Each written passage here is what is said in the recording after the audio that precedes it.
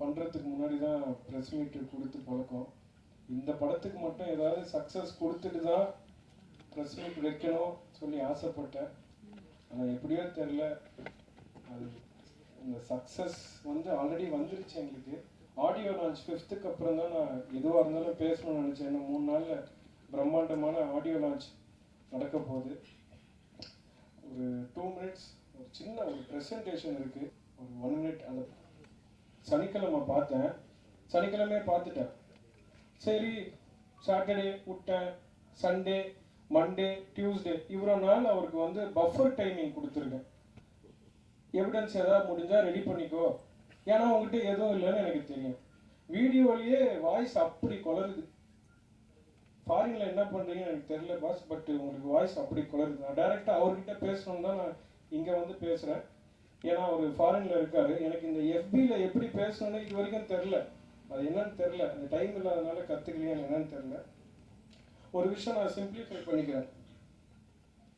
என்னை வந்து back stabbing, நம்பிக்கை துரோகி அப்படின்னு அதில் சொல்லியிருக்காரு. நான் என்ன நம்பிக்கை துரோகம் பண்ணேன்னு எனக்கு தெரியல. அவர் முதல் நாள் எனக்கு மெசேஜ் அனுப்பிச்சதுலேருந்து இன்னைக்கு மெசேஜ் அனுப்புகிற வரைக்கும் நான் எந்த மெசேஜையும் டெலீட் பண்ணல. எல்லா மெசேஜையும் என் ஃபோனில் வச்சுருக்கேன். இப்போ ஒரு 3 ஃபோன் எடுத்துகிட்டு வந்திருக்கேன். அதெல்லாம் பழைய ஃபோனு.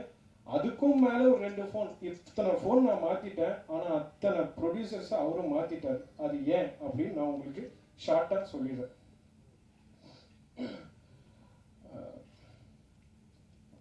அரஹர மகாதேவிக்கு அந்த பாட்டை டியூன் பண்ணது நான் தான். அதுக்கு லிரிக்ஸ் எழுதினது இதோ இங்கே உட்காந்துருக்காரு சொர்க்கோ அவர். இது எல்லாமே என் ஸ்டுடியோவில் இருக்கிற சிசிடிவி ஃபுட்டேஜில் கவர் ஆயிருக்கு. ஃபர்ஸ்ட். செகண்ட் திங், அவர் படம் பேர் தாத்தாக்கார தொடாத அப்படின்னு ஒரு படம் வந்து பண்ணாரு. அந்த படத்துக்கு நான் மியூசிக் பண்ணணும்னு சொன்னாங்க. அந்த படத்துக்கு சரி நான் மியூசிக் பண்ணி தரேன், பட்ஜெட் எவ்வளோ பிரதர் அப்படின்னு கேட்டாங்க. அதுக்கு பட்ஜெட் அனுப்பிச்சேன். ஐயோ இந்த பட்ஜெட்டில் பண்ண முடியாதுங்க அப்படின்னாங்க. சரி உங்களுக்கு என்ன பட்ஜெட் சொல்கிறீங்களோ அதில். அப்போ எனக்கு வந்து சாய்ராமணி சார் இந்த படம் எனக்கு கிடைக்கல. அப்போ நான் வந்து ஒரு நல்ல பிரேக்காக வெயிட் பண்ணிட்டு இருந்தேன். நல்ல ஒரு யங்ஸ்டர் டீம் கூட என் டேலண்ட்ஸை எப்படியாவது நான் ப்ரூவ் பண்ணணும் அப்படின்னு சொல்லி, இங்கே இருக்கிற மேபி 90% அவங்களுக்கு தெரியும். நான் ஏதாவது இங்கே ப்ரெஸ்க்கு மக்களுக்கு தெரியும், நான் ஏதாவது ஒன்று புதுசு பண்ணணும், நல்லபடியாக என் டேலண்ட்ஸை எக்ஸ்ப்ளோர் பண்ணணும் அப்படின்னு சொல்லி எப்படி பொட்டென்ஷியாலிட்டியை காட்டுறது. சரி ஓகே, வர ப்ரொடியூசர் எல்லாமே வேற ஒரு மைண்ட் செட்டில் வராங்க. அவர் என்கிட்ட வந்து முதல்ல கேட்ட ஒரு கேள்வி, என் படம் பேர் தாத்தாக்கார தொடாத அப்படின்னாரு. சரி ஓகே சார், அதுக்கு பட்ஜெட்டை பற்றி ஏதாவது முடிவு எடுத்தீங்களா? இல்லை நண்பா நம்ம ஃப்ரெண்ட்ஷிப்பாக படம் பண்ணலாம். சரி ஃப்ரெண்ட்ஷிப்பாக படம் பண்ணலாம். அப்போ இந்த செலவுலாம் அப்படின்னா அதுதான் ஃப்ரெண்ட்ஷிப். சரி கதை சொல்லுங்க அப்படின்னா, இப்போ இந்த வீடியோலேயே அவருக்கு கோர்வையாக பேச தெரியல. ஃபர்ஸ்ட் என்ன சொல்கிறாரோ லாஸ்ட் அவருக்கு சொல்ல தெரியாத மாதிரி அவரால் கதை சொல்ல முடியல. சரி கதையை விட்டுருங்க, படத்தோட சிச்சுவேஷன் அட்லீஸ்ட் சொல்லுங்க, பாட்டு பண்ணலாம் அப்படின்னாலே ஒரு சிச்சுவேஷன் சொன்னார். அவர் கதையை நான் சொல்ல விரும்பல. அந்த சிச்சுவேஷன் வந்து அந்த சிச்சுவேஷனுக்கு அரஹர மகாதேவிக்கு அப்படின்னு ஒரு இந்த எஸ்எம்எஸ்லாம் ஒருத்தர் இந்த நரிகதை இதெல்லாம் பேசிட்டு இருந்தாரு. அப்போ நான் ஸ்டுடியோவில் உட்காந்து இந்த மாதிரி விஷயங்கள்லாம் அப்படி பார்த்துட்டு இருக்கும் போது, அது ஒரு சாமியார் படம், சாமியார்கள் போலி சாமியார்கள் பற்றி ஒரு படம். அது அவங்களோட இன்ட்ரடக்ஷன் சாங் மாதிரி வேணும் அப்படின்னு கேட்கும்போது, அரஹர மகாதேவிக்கு இதை நான் பிடிச்சி அந்த அந்த அந்த வார்த்தையை மட்டும் பிடிச்சி அதுக்கு ஒரு ஹுக் லைன் செட் பண்ணி ஒரு டம்மியாக ஒரு லிரிக்கை போட்டு, அதுக்கப்புறம் இவர் சொர்க்கோ அண்ணனை கூப்பிட்டு அதுக்கு எழுதுங்க அப்படின்னு சொல்லி சாங் ரெடி பண்ணிட்டு அவங்கள கூப்பிட்டேன். சொல்லலாம் சொல்லி இவங்க 2 பேரையும் உட்காந்து நீங்கள் சாங் வந்து வேற ஏதாவது லிரிக்ஸ் ஏதாவது தேவைன்னா 2 பேரும் டிஸ்கஸ் பண்ணுங்க அப்படின்னு சொன்னேன். சரி டிஸ்கஸ் பண்ணிட்டு லிரிக்லாம் சொன்னாங்க. அந்த வருஷன்லயும் பாடினது நான் தான். அந்த படம் பேரு தாத்தாக்கார தொடாத. நல்லா கேட்டுக்கோங்க. அந்த படத்துக்கு அக்ரிமெண்ட் எதுவும் போடல, அட்வான்ஸ் எதுவும் கொடுக்கல. என்கிட்ட சொல்லியிருக்காரு வீடியோல, 2 வயசுல இருந்து நான் சினிமாவில் இருக்கேன் பிரதர், எனக்கு 37 வயசு ஆகுதுன்றாரு. இவ்வளோ எக்ஸ்பீரியன்ஸ் ஆன ஆளுக்கு தெரியாதா? அக்ரிமெண்ட் போடல, அட்வான்ஸ் கொடுக்கல, என் கிரியேட்டிவிட்டி ஒர்க்ல எதுலையுமே இன்வால்வ் ஆகல. இந்த ரித்தமை போட்டது நான் தான், பஜ்ன பாப்பா சாங்கை பாடினது நான் தான், அதுக்கு வந்து லிரிக்ஸ் எழுதுனது நானும் ராபர்ட்டும் தான் சொல்லியிருக்காரு. நான் இங்கே ஓப்பன் சேலஞ்ச் பண்ணுறேன் பிரதர், நீங்கள் எங்கே இந்த ஓவர்சீஸ்லேருந்து பேசினாலும் பரவாயில்ல, இதே ஸ்டேஜில் அந்த பாட்டை பாடி காட்டவும் தயார், அந்த பாட்டை வாசித்து காட்டவும் தயார், அதில் இருக்கிற ஒவ்வொரு ரிதமும் ரெடி. நான் இங்கேயே பர்ஃபார்ம் பண்ணி காட்டுறேன். நீங்கள் அந்த எங்கேயோ ஃபேஸ்புக்லேருந்து பண்ணுறீங்களா, ஏதாவது ஒரு கருவியோ இல்லை பாடியாச்சும் காட்டுங்க. இப்போ நான் ஏன் இதை சொல்கிறேன்னா, இந்த மேட்டருக்கும் லாரன்ஸ் மாஸ்டருக்கும் சம்பந்தமே இல்லை. இந்த படத்துக்கும் இந்த விஷயத்துக்கும் சம்பந்தமே இல்லை. அதை சொல்றேன், இன்னும் சொல்லி முடிக்கிறேன். எப்படி சம்பந்தம் அவங்களா படுத்திக்கிட்டாங்க. ஏன்னா இந்த வியூஸ்லாம் ஏறிடுச்சு இல்லையா, பயங்கரமா இத்தனை லட்சம் பேர் பார்த்தோன்னே அவங்களால பொறுக்க, அவருக்கு ஏதாவது ஒரு ஃபேம் தேடிக்கணும். ஏன்னா ஓவர்சீஸ்ல உட்காந்துருக்காரு, டக்குன்னு பேசும்போது கோர்வையா அவரால் பேச முடியல. அதனால டக்குன்னு பேசுனதுனால ஜம்ப் ஆயிருக்கு பாருங்க. அதனால தான் அதை எடிட் பண்ணி அவரு ஃபுட்டேஜ் தான், அவர் ஃபுட்டேஜையே அவருக்கு எடிட் பண்ணி அவருக்கு காட்டணும். நான் அவர்கிட்ட பேசுறதை விட்டுட்டேன். எதுக்குன்னு சொல்றேன், நான் ஒரு இடத்துல விட்டேன். தாத்தா காரத்தோட இந்த பாட்டு ரெடி ஆயிடுச்சு. சரி பிரதர், எனக்கு வந்து இந்த சாங்கை வந்து ஷூட் பண்ணணும் பிரதர், அது கொஞ்சம் இப்போ பணம் டைட்டாக இருக்குது அப்படின்னு. நீங்கள் சாங் வேணால் ஃப்ரீயாக பண்ணித்தரேன், நீங்கள் ஷூட் பண்ணி நான் அதை பார்க்கணுன்னு எனக்கு ஆர்வம், அந்த படம் எப்படியா வரணும்னு ஆர்வம். சரி ஓகே, நான் இப்போ என்ன பண்ண சொல்லுங்கன்னு நான் அந்த மாதிரி சுச்சுவேஷனில் வந்து நிறுத்தினார். நீங்கள் வந்து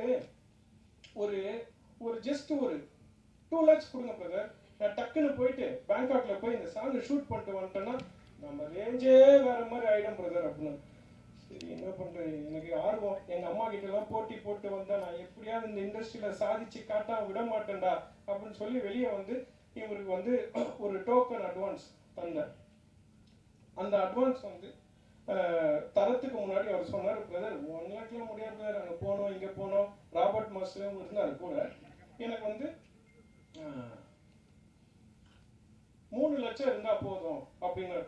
சரி 3 lakhs தானே சார், நல்லா கேட்டுக்கோங்க, 3 lakhs தானே சார், ஓகே பிரதர் நான் எப்படியா பண்றேன் பிரதர் அப்படின்னு சொல்லி அக்ரிமெண்ட் போட்டுக்கலாம் அப்படின்னு. அக்ரிமெண்ட்லாம் எதுக்குங்க போடணும், இல்லை நாளை பின்ன ஏதாவது ப்ராப்ளம் வந்துச்சுன்னா நான் என்ன பண்றது.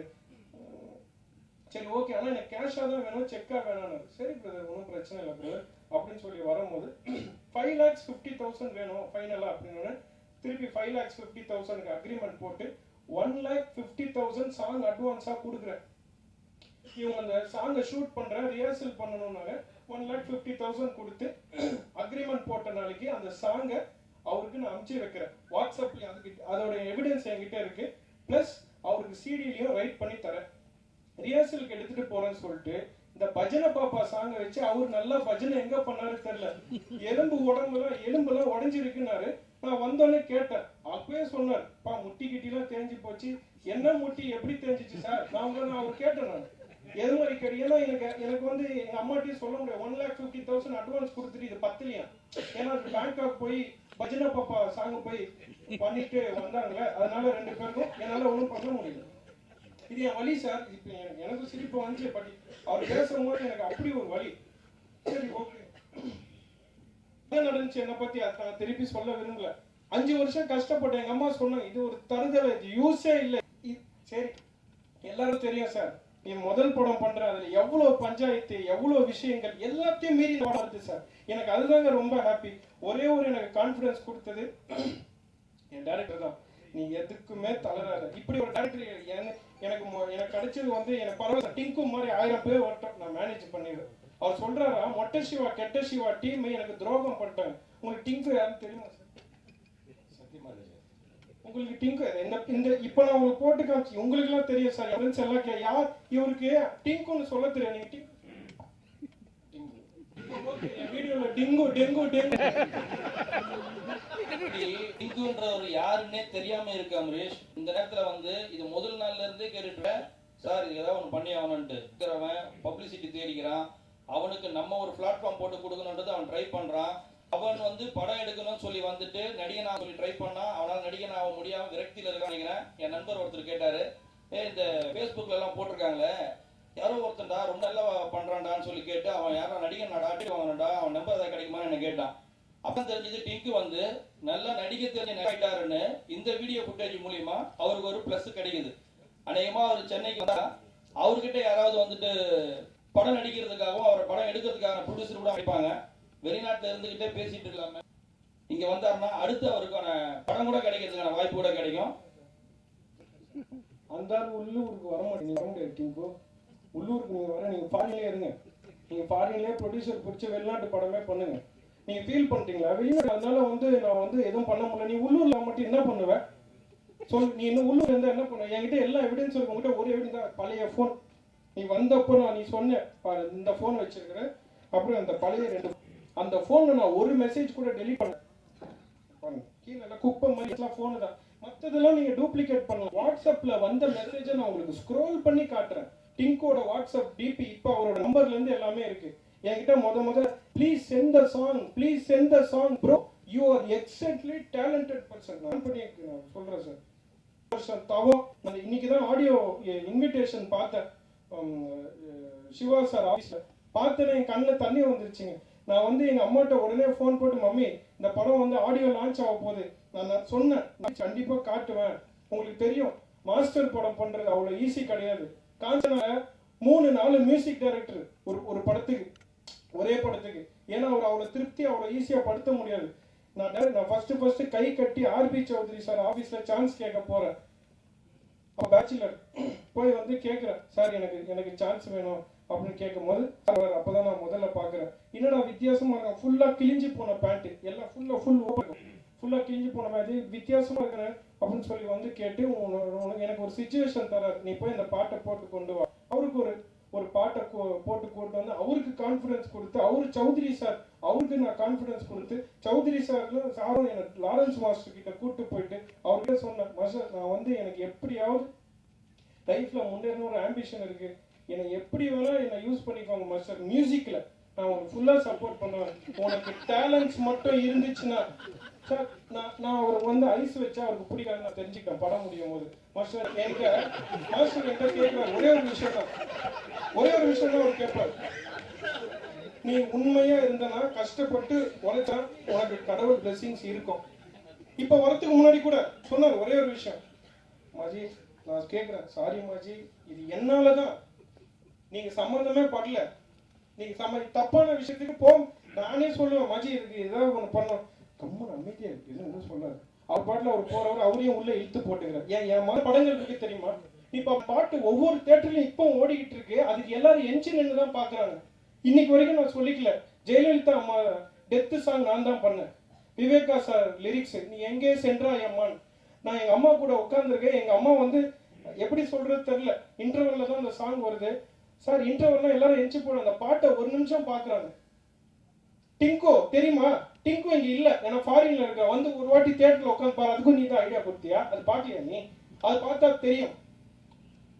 நான் ரொம்ப டென்ஷன் ஆயிட்டேன், ஏன்னா நான் பணத்தை இழந்துட்டும் உட்கார்ந்து இருக்கிறேன், நான் எல்லாமே பண்ணிட்டு இருக்கேன், ஆனா உனக்கு எப்படிதான் இந்த மனசாட்சி என்ன டார்கெட் பண்ணி பேசு, உனக்கு எனக்கு பிரச்சனை என்ன டார்கெட் பண்ணி பேசுவா, நீ கோர்ட்டுக்கே வர மாட்டே வா, இல்ல வா யூனியன் போலாம் வா, நீ ஆக்டர் யூனியன்ல இருக்கியா வா, ஆக்டர் யூனியனுக்கு வா, நீ போடு நான் மியூசிஷியன் யூனியன்ல இருக்க வா, நீ தான் வாசிச்சார் இதுவும் வாசிச்சன்ற எப்படி நீ யூனியன், எனக்கு ஒண்ணுமே புரியலையே.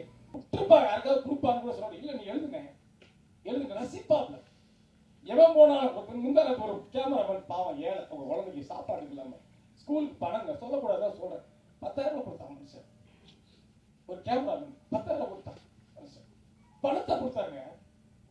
யாரையா யாரையா நீ என்ன வேணாலும் பண்ணி, அதுக்கும் ஒரு தராதரம் கிடையாதா, யார்கிட்ட பண்ணணும்னு கிடையாதா, திருடு திருடலுக்கு திருடு. இவன் ஒரு அப்பாவி பணத்தை பாருங்க, செக் பாபனை உட்காந்துக்க, செக் போட்டு அவனை பணத்தை கொடுத்து அதுக்கு வேற எல்லா எவிடன்ஸ் வச்சுக்கின்னு அதாவது பேசிருக்கிறதா பாத்தீங்க. இன்னொன்னுங்க முடிச்சுக்கிறேன், உட்காந்து பாட்டு எழுதுறோம், ராபர்ட் டான்ஸ் மாஸ்டர் இவர் உட்காந்துருக்காங்க, இவர் மியூசிக் பண்றாரு, நான் பாட்டு எழுதிருக்கேன், அந்த வீடியோ வச்சிருக்காரு, என் போட்டு விட்டுருக்கேன், நேரில் போட வச்சிருக்கேன், நெட்ல போடுங்க.